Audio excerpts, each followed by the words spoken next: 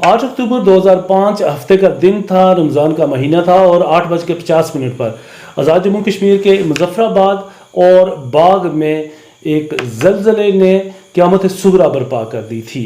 United states geological सर्वे के मुताबिक इस ज़लज़ले का मरकज़ जो था वो मुजफ्फराबाद के करीब था। इसकी मैग्नीट्यूड 7.6 थी और जो गहराई थी वो 15 किलोमीटर थी। इसके अलावा ये ज़लज़ला अफ़गानिस्तान, ज़िंजियांग और ताजिकिस्तान और हिंदुस्तान में भी इसके झटके महसूस किए गए, लेकिन वहाँ जो नुकसान था वो मामूली हुआ।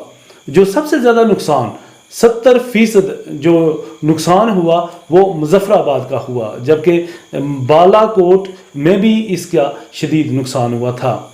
इस ज़लज़ले में होने वाली जो तबाहकारियाँ थी वो 1935 में आने वाले ज़लज़ले से भी ज़्यादा थी। इस ज़लज़ले में जो हलाकतें हुई वो 1 लाख से ज़ायद लोग थे।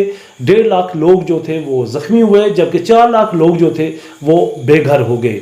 इसके अलावा उनकी कीमती इमलाक और जो पालतू जानवर थे जिनकी मालियत अरबों रुपए में थी वो भी ज़लज़ले की नज़र हो गए।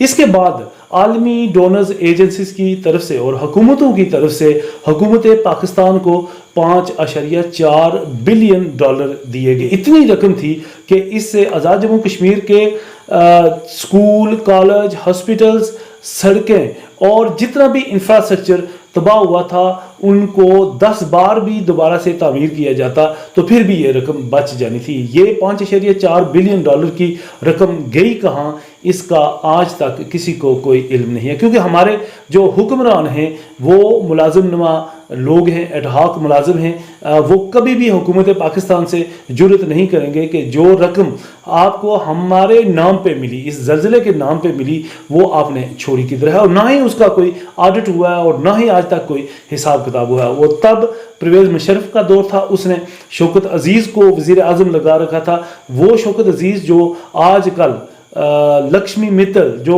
अरबपति हिंदुस्तानी ताजर है उसका अकाउंटेंट मुंशी लगा हुआ है। पाकिस्तान का साबिक वज़ीर आज़म एक हिंदुस्तानी का मुलाजिम है। इस तबाहकुन ज़लज़ले के बाद सोचा यही जा रहा था कि हमारी हुकूमत, हमारे लोग जो हैं वो बहुत कुछ सीखेंगे, आइंदा अपने शहरों की जो प्लानिंग करेंगे उसके मुताबिक मकानात बनाए जाएंगे, बिल्डिंग कोड होगा और लोगों को आगाही दी जाएगी।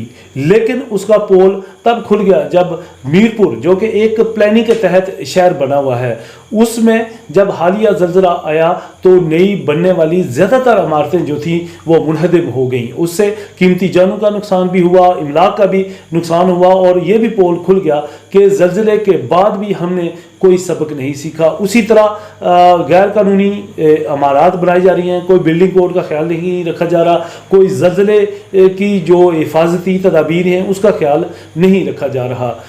के बाद भी हम शायद किसी और ज़लज़ले के मुंतज़िर हैं।